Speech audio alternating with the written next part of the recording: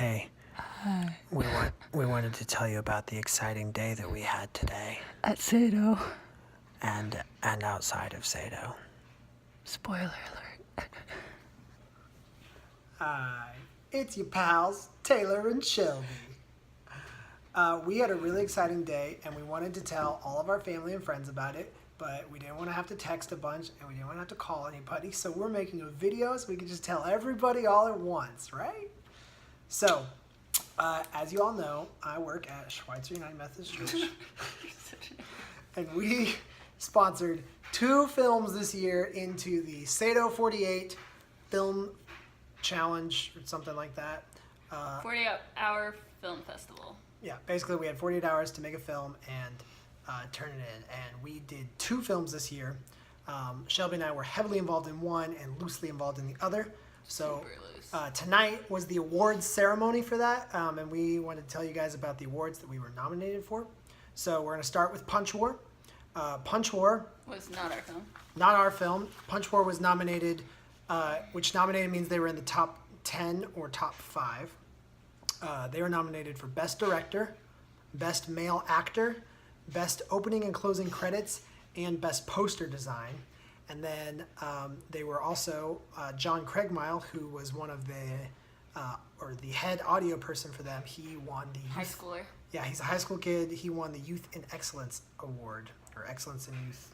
I don't know what it's called. He won the really cool youth award. So now, The Bunker, which was the film we were in. Okay. We were nominated for Best Screenwriting, Best Director, Best Opening Closing Credits. And then Shelby Likes Bacon got in the top 5 for female actress.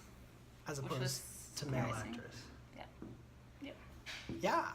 And there's some trannies. We were nominated for the Prime for Development Award, which basically means that we think our film could be adapted into a TV series or a longer short film or a bigger budget film, full-length feature. That one was really cool because if we would have won that, we would have gotten $500. Yeah. And we had to make a pitch video to explain why we think our film would win, and Shelby and I starred in that and in our actual film.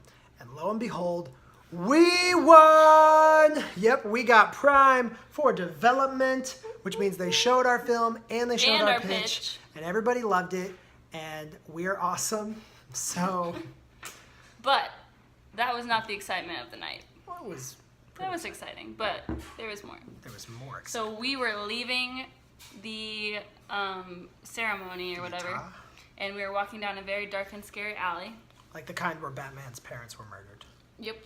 And in downtown Springfield. And we see this girl walking in front of us, but she looked like a little trashy, but kind of normal. And then we see this guy come up behind us. And I immediately was like, okay, he's super creepy, and he's running towards that girl. And I squeezed his hand, was like, oh, that's creepy. So I got my phone out. I thought, oh look, 2 friends catching up in the dark, creepy alley. Yeah. And then he started choking her. Yeah. Well, first they were fighting a little bit. They were verbally fighting, and she was like, don't touch me. I guess she caught him cheating and stormed off, and he chased after her and tried to stop her. But then he started choking her, pushing up her pushing her up against the wall, and fighting, and she was struggling, and Shelby immediately started calling 911 and yelled, "I'm calling the police right now."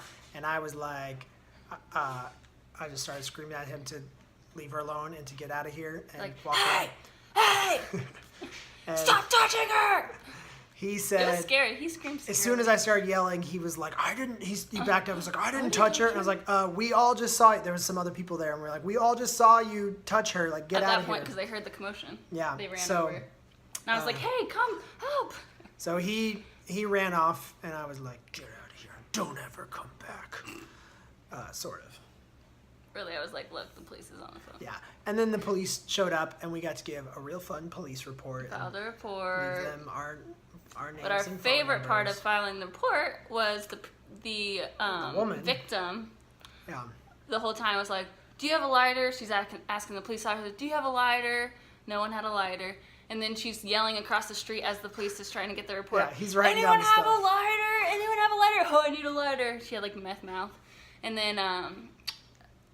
then she starts giving in detail to the police officer what she would have done to him. With her keys. With her keys. She was talking about how she would have stabbed him in the neck and watched him bleed, and like it was very detailed and But gruesome. look, Shelby, she just went through a traumatic experience. She needed a cigarette, and she needed to tell the police officer how she would have killed that guy. Yeah, but the best part would have been Taylor's plan if he had to step in. Oh, yeah. The only weapon I had was this guy. So I was prepared to smack that guy in the head with this if I had to. Luckily, he immediately backed off when I started yelling. So I did not have to turn our prize into A weapon. a weapon. Although I think it would have been kind of cooler if we brought We this could have back made to the that. church. Could have been our story for our next Sato film. Yeah, we could have brought this award back to the church tomorrow Bloodied with blood up. stains on it and been like, hey, we won an award. Yeah. So anyway, that's been an exciting night in the adventures of Taylor and Shelby. The moral of the story is don't date anybody that you met online because they might cheat on you and then They'll be and super trashy. they might try to choke you in an alley. So